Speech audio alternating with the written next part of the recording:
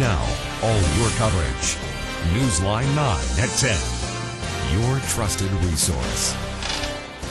Thank you for joining us this evening. I'm Brian Groff. And I'm Melissa Langben. At least 5 tornadoes reportedly touched down across our area, including one that touched down in Wood County, blowing roofs off of buildings and also knocking down trees there. We have team coverage of the severe storms that ripped through our viewing area. We begin with Daniel Woodruff in Grand Rapids. Daniel? Brian and Melissa, much of the damage tonight is confined in Wood County to the township of Saratoga. Let's roll some video we shot earlier. You can see video of trees, homes, yards damaged. There is a command center set up at the Saratoga Town Hall, and that's where emergency crews are operating there. There's also Red Cross helping out families who have been displaced. 100 people tonight helped out with that. Many of them were volunteers, some of them rescue workers, and they brought food, water, medical supplies, and I'm told by the sheriff that they will be here overnight in Saratoga helping anybody who needs it. I also spoke with a representative of the Red Cross, and he says one family at least cannot go home tonight. Their house was struck by lightning. They are going to stay in a hotel. He also told me that 4 people in Wood County went to the emergency room with storm-related injuries, although he would not elaborate on the nature of those injuries. I also spoke with the sheriff about the nature of Wood County, and he says that overall there were 1 or 2 possible tornado touchdowns.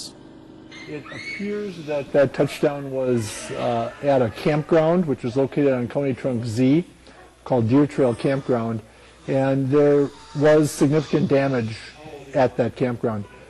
There's a second possible touchdown then in the town of Saratoga, also off of Evergreen Avenue, where a couple of homes sustained fairly significant damage. Now, you drive through Wood County tonight and you can see so much damage on the roads, even in trees. Bonnie Shelton joins us now live here with me in Wood County. Talk about some of the damage that has happened tonight. Well, Daniel, just a lot of trees down, a lot of debris. I want to take you over here and show you. I spoke with the homeowner here. Her name is Debbie. As you can see, a piece of wood just straight through the home here. She told me that when the storm passed through, she was inside, and she actually went to the kitchen, and when she looked outside, it was surreal. Take a look at this video that I shot earlier today when it was a little bit lighter out. You can see pieces of the roof spread across the lawn. She actually raises horses here, and one of those horses got spooked and actually ran away, but she tells me they were able to find that horse. Everyone's okay. Take a listen to some of what she had to say just after the storm hit. You couldn't see from the house exactly the devastation that had gone on in the barns or anything like that. It was just, look at it, look at it.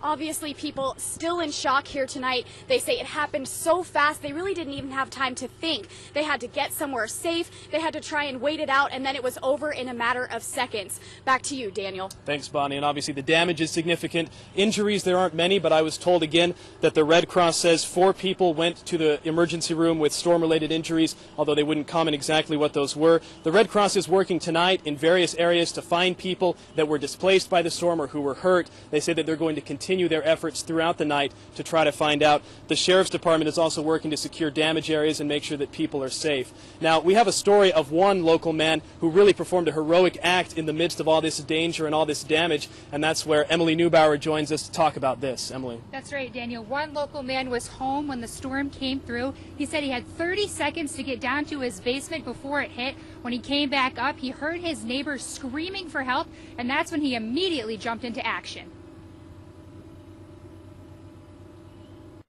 I looked in the backyard and I see somebody's house back there, and I found it was mine, a garage, and so I went and checked that, and I could hear the neighbor yelling, "Help me," and the kids, so I just ran over there and picked off a piece of her shingle. The garage actually hit her, and just tried to comfort her. Now, Jay Larson was the homeowner that helped his neighbor. He said when he walked over there, he saw that she was pinned underneath the garage. She was hit by multiple panels. He said he pulled the garage up off of her. She was screaming and seemed like she was in severe pain. He waited and comforted her until medics arrived. The woman was airlifted to St. Joseph's Hospital in Marshfield. Her injuries are unknown, but we will keep you updated on that story. Daniel. heroic act in a really stressful situation. Thank you, Emily. Well, just to recap before we send it back to the studio, there is a command center set up in Saratoga in the town hall. That's where we find Red Cross workers, emergency crews. They're making sure that people are accounted for, that people are safe. It's set up all night for anyone that needs to go there, again, in the town hall in Saratoga. As far as the next 24 hours, the sheriff tells me that tomorrow morning early, the emergency crews are going to meet. They're going to talk about what they've done so far, and then they're going to go out and continue to assess the damage. They are out tonight, though, making sure that certain areas are secured, making sure that everyone is safe and accounted for. We'll toss it back now to the studio. Reporting live in Wood County, I'm Daniel Woodruff. Back to you guys. Amazing. Thank you so much for the update, Daniel, Bonnie, and also Emily in Wood County tonight, following all of the damage recovery efforts there. Amazing stories, very unsettling. And a lot of damage going through to the east. And as we move into the Allman and Bancroft area, Newsline 9's Pam Warnke heads to that area, and she joins us now over the phone. Pam, what are you seeing? Brian, we are in the Portage County town of Bancroft, where despite the darkness, we can hear chainsaws clearing out some of the debris, as well.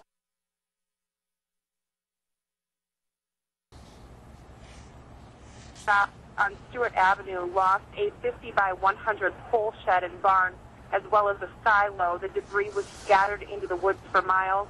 We're now about 3 miles away in the town of Plover, where a farm on Eccles Road has sustained severe damage. The family here is still rounding up cattle, but still they won't have an accurate assessment of animals missing until daylight. They are missing the roof off the barn and are now trying to keep the animals inside the barn cool with fans that have been brought in from neighboring farms. They lost all of their feed in this storm, so they have nothing to feed these animals in the morning, but we're told that's being taken care of and being brought in. There was a girl milking in the parlor when the storm came through. She laid down in one of the gutters to protect herself. We're going to talk to her, and we'll have her story for you tomorrow on Newsline 9. Brian, Melissa? All right, thank you, Pam. And of course, those storms coming in from the west, we're going to get to some damage in La Crosse in the Minneapolis area, but first we're going to take a look at the first weather with Tony Schumacher. It was an amazing thing to see. The line of storms, Tony, literally ran straight up and down the Wisconsin River Valley tonight. That's right. We had two lines, one that came through about 3 o'clock, and then the second one, which came through about 5 to 7 o'clock. That second one actually produced more damage. Things are much quieter right now. Skycam 9 is dry at this moment. And here's a look at what those storms look like. They were just racing from west to east across the region. You can see now they're pretty much all over Lake Michigan and points to the east. There's a couple of light showers swirling in from eastern Minnesota that'll hit us later tonight and tomorrow, but the severe weather is over. We've had so many viewer photos sent in. I've counted over a couple of dozen in my mailbox alone. Here's a possible tornado sent in by Ashley near Rib Lake. Here's some hail sent in by my family out near Dorchester. And this was taken 20 minutes after it fell, so it shrunk already, but some of that was 2 inches in diameter. Wind damage out in the western area, trampolines blowing around from Gina. Here's some more hail reported from the Norbergs and Plover. And coming up in a few minutes, I actually have some more tornado pictures to show you, so don't miss that. If you're heading out tonight to clean up damage and whatnot, it won't be too bad. A few scattered light showers. Temperatures getting back to 56. Still a chance of light showers tomorrow, about 61 degrees by 10 a.m. I'll have a much quieter forecast for the rest of the week in a couple of minutes. Now back to you. That is the sound of tornado sirens. Many people heard this in Stevens Point this evening. The sirens sent people running into their basements for safety. One viewer said that she had never heard so many sirens going off in so many years. The storms in at Stevens Point and the town of Plover as well. Nate Barrett joins us now in the newsroom with what he witnessed down in that area. Nate? Brian, I talked with a Plover resident who witnessed the storm pass by from his apartment balcony. Take a look at this video he shot. Brandon King says he heard rumbling and looked outside as the hail began to come down. Now, if you look closely, you can see the hail bouncing off his porch like a pinball machine. He says he had never heard anything like it before. I've just never heard anything like that. And then when that hail started just whipping by, you know, it went from straight down to almost completely sideways. It sounded like our window up here was cracking. It was wild. And you can see the hail the size of golf balls from these pictures that he took after the storm passed through. Now, King told me once he heard the sound of his window cracking, he and his family went back into their bathroom and then waited out the storm. He says the loud noise was extremely frightening for their young children. Reporting in the newsroom for Newsline 9, I'm Nate Barrett. Brian? Thank you, Nate. Across the state, just a little more than 1,600 people are without power. WPS reports 929 still don't have power due to the storms in Wausau, 14 more in Stevens Point, and 28 in Minocqua. Service crews are working to restore those losses. Now, no estimate on when it will be completed. We're still working on numbers out of Wood County as well. Now, this is footage of what appears to be a funnel cloud forming in Sparta over on the western side of the state. Weather spotters in that area say they saw it earlier this evening at around 7 o'clock this evening. Not far from that area, there's significant damage to clean up. This is video that is coming to us from the community of La Crosse. The woman in this video says she lived in her home for nearly 20 years. She was in her kitchen and watched as the winds uprooted a large tree and dropped it on top of her house. Not far from there, a man hid in the basement with his family. He says they heard snapping and howling winds, and then the roof vanished. Yeah, somebody came and knocked on the door right away to see if I was okay. And I'm still shaking. My wife found a picture frame in our house. It's not hers. Don't know where it came from, but it's a picture frame. She says, that's not my frame. That's amazing. So far, there are no reports of injuries. A shelter has been set up for those in need in the area who would like to check it out. Sadly, the same is not true in Minneapolis, where police say one person died when a tree came down on top of his minivan at an intersection in North Minneapolis. Weather officials say a tornado was reported at about 2:30, 2 miles northwest of downtown Minneapolis. Tornadoes were also reported at the Interstate 694 bridge across the Mississippi River and in St. Louis Park. Police reported a roof off a home, and damage also reported in Brooklyn Center. A funnel cloud was reported in St. Paul about 10 minutes later. At least 30 other people were injured. 2 of those are critical. Now, Wisconsin and Minnesota not alone in dealing with the rough weather. At least 20 tornadoes were reported across Kansas, Oklahoma, and Missouri on Saturday. Hardest hit is the small town of Redding, Kansas, where nearly all of the 200 homes are severely damaged. At least one person died there. It was a scary night for homeowners as storms left them in shock. Hide in the closet, and next thing I knew it, you know, the trailer was rocking. I noticed the trailer started shaking, and I said, oh, this is not good. And in Oklahoma, storm chasers caught this incredible funnel cloud just 8 miles from Oklahoma City, but there were very few reports of damage there. Many of you headed to our Facebook page to share information on the storms. Donna posted irrigation systems tossed around in Bancroft. From April, hail in Nakusa started out the size of a dime, then got bigger, about the size of a quarter. And Sherry wrote, some of my children and grandkids live in a mobile home park in Rapids, which doesn't have any shelter available. Your updates are a blessing to them. Keep up the good work. And be sure to be part of our ongoing conversation on Facebook. We'd certainly love to see your pictures as well. Just search for Newsline 9. We'll be right back. Your coverage continues on Newsline 9. Welcome back. Some brave men and women test their strength against a semi-truck in the ultimate game of tug of war. In teams of 10, they try to pull a semi-truck 15 feet in the shortest amount of time.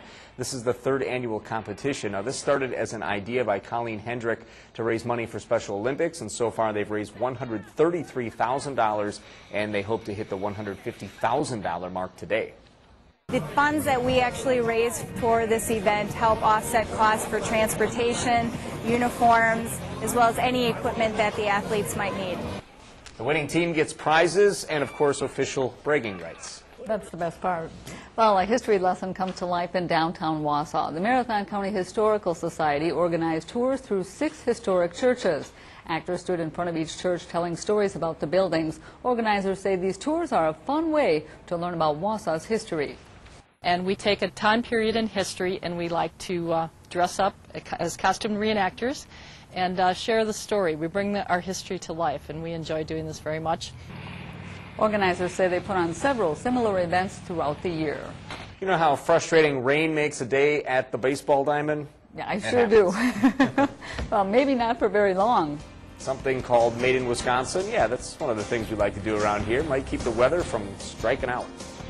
And right now we're going to take a live look outside on that sky cam on what has been a very stormy night, but things have kind of quieted down a little bit right now. Tony's in next with your Future Track forecast on TV 9 and 34.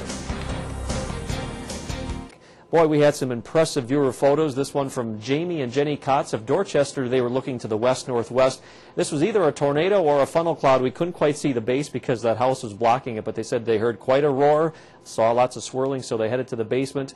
Here's another funnel cloud or tornado captured there just south of Plover from Scott Jasper, a certified storm spotter. Large hail in Kellner from Kimberly.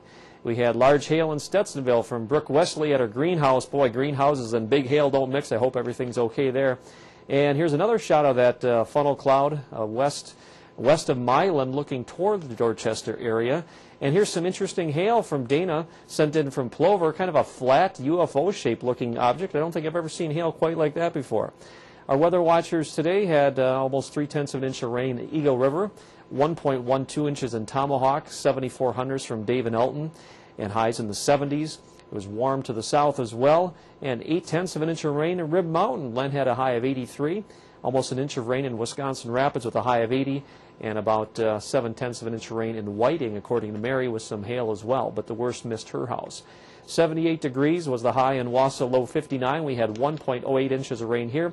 Right now, 61 degrees. The wind is from the southeast at 5. Look at this big swirl in the atmosphere. It was centered over Minnesota with big thunderstorm bands out ahead of it all the way from Missouri, north up through Wisconsin and upper Michigan.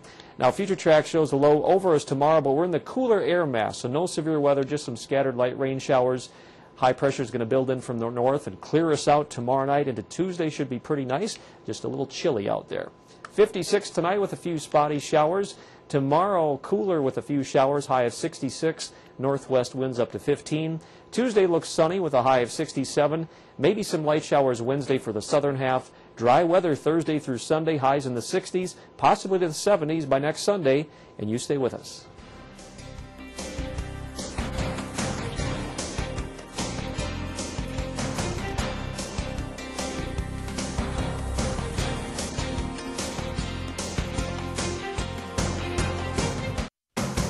More coverage on Newsline 9. Well, there's nothing worse than a rainy day at the ballpark. It can get pretty soggy, but a central Wisconsin farmer hopes he's hit a home run with something that can get the players back on the field quicker. Rob Duns introduces us to the man whose crop makes it possible. They told him it couldn't be done. We started with 15 acres. And we bought a cedar, and sometimes you get lucky in life. 83-year-old Robert Heath of Coloma defied the odds. And today, he owns 500 acres of land in the Wisconsin Central Sands ecoregion, farming vegetables, flowers, and field after field of sod. A good share of my farm is 90% sand, very little organic matter. If you've ever caught a Brewers home game, you've seen Robert's work up close. But he's also teamed up with the Packers, Vikings, and Cubs, just to name a few. Now, thousands of years ago, much of this part of central Wisconsin was underwater. But after those glacial waters retreated into the Mississippi River, what was left over was this, silty sand that this farm has found perfect for sod production. And so the big thing for the athletic fields is the drainage in the center of it, because it just kind of goes poof and it's gone. Sand drains water better than typical soil does. Since Robert's farm sits on the sandy deposits left over from the glaciers, his family farm makes perfect sod for athletic fields. It's very interesting. It's kind of a fun type of thing. You meet a lot of nice people, you know. Robert's family-run farm makes it possible for us to play ball even when the weather strikes out. And even better, it uses our state's unique geology, making a product that can only be made in Wisconsin. Rob Duns, Newsline 9. And the ball players appreciate it. Yes, they do.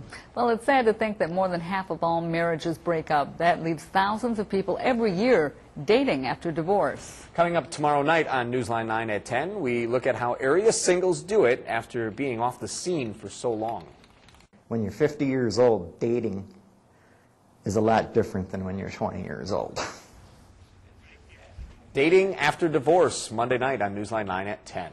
When we come back, an area driver has a big day on the racetrack. And the Brewers try to sweep the Rockies at home. Sean's in next with all your sports.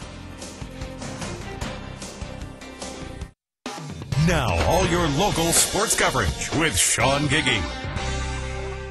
For a team that was expected to have a dominant offense this season, the Brewers have managed to score more than 2 runs only twice in their last 9 games. The good news, Milwaukee pitching has been superb, helping the Crew to 7 wins in those last 9 outings. Today they go for a 3 in a row and a sweep of the Rockies. Top of the 3rd, one on for Carlos Gonzalez. He sneaks through the right side. Dexter Fowler scores, and it's 1-0 Colorado. No panic, though, for the Brewers. Ryan Braun with 2 on, sends it to the gap in left center, and he's got some wheels. Pulling in for a triple, but nobody on the Rockies cuts off the throw, so Braun heads home with the in-the-park homer. 3-1 Crew in front, and that's more than enough for Randy Wolf. He strikes out Todd Helton in the 4th. Wolf went 7 innings, allowed just 4 hits. The Brewers managed just 2 hits themselves, but they get the win 3-1. The Cubs trying to take 2 of 3 from the Red Sox at Fenway Park. 5th inning, 2-0 Red Sox when Jared Saltalamacchia adds to it. That one gets up and over the Green Monster in a hurry. The solo shot makes it 3-zip. After that, Anago native Justin Berg coming in. Berg pitches 1 inning, gives up just 1 hit, but the Cubs go on to lose 5-1. Auburndale's Jordan Zimmerman getting the start for Washington today. The Nationals facing Baltimore. Zimmerman on fire. Fans Felix PA in the 1st. Robert Andino going down on strikes in the 3rd. Zimmerman struck out 5 and allowed just 1 hit through 6. But wishes he had that one back. Vladimir Guerrero, the 2-run jack to left. Zimmerman takes the loss, 2-1 the final. Stevens Point grad Joe Pavelski and the San Jose Sharks trailing 2-1 in their Western Conference Finals with Vancouver. Not a good day for the Sharks. The Canucks score on 3 straight 5-on-3 power plays in a span of less than 2 minutes in the second period. They win 4-2 to take a 3-1 series lead. When Carl Edwards won last night's $1 million All-Star race, how would he do in today's nationwide 250? We also have Scott Wimmer starting 24th. Wimmer running well today, just over 5 laps to go. Wimmer in the number 70 car has some damage on the right side, but he has a great day and finishes 15th. Final lap, Ricky Stenhouse Jr. in front, and he wins for the first time in his career. Carl Edwards is 2nd. And that's all for sports. We'll be right back. And right now we do want to return to our top story out of Wood County, where the folks are still reeling from the possible tornadoes that did pass through that area. And we take a look at some of the video that has been brought in. Really a couple of storms that came through this afternoon after a beautiful day, and a lot of that coming in from the west, Minneapolis with a tornado there, and through the La Crosse area and down in through Wood County and into the town of Plover, as well as the Bancroft area. You could really certainly feel the humidity change, and there are 5 suspected tornadoes in all, 1 possibly in Wood County, taking down houses, sheds, sending a couple of people to the hospital also, and obviously there are many people that have been left without power, not just in the Wood County area, but also in Marathon County as well. So a lot of people waiting to have their power restored at this hour. And we have a lot of crews on the scene and some stories that we'll follow up with tomorrow as well. And Tony Schumacher in the Weather Center, if we could go to him, we could get a final check of our weather as well.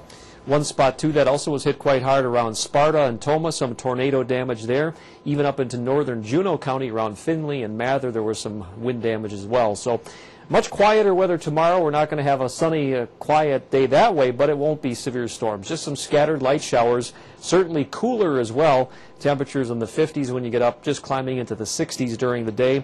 And after that, some pretty decent weather for much of the rest of the week. A mainly dry pattern. The one exception could be Wednesday. The southern half of the area could have some light showers. Otherwise, highs only in the 60s this week. A little chilly for this time of the year. Might even be a touch of frost towards Thursday night or so. Then warming into the holiday weekend. In fact, it's possible by Memorial Day we could be up close to 80 degrees. So kind of a roller coaster cycle here, but luckily the worst is over now with this weather. Seems like a long ways away, though. It does. 6 to 7 days. We'll and we certainly have had some crazy weather this spring, that is for sure. Definitely.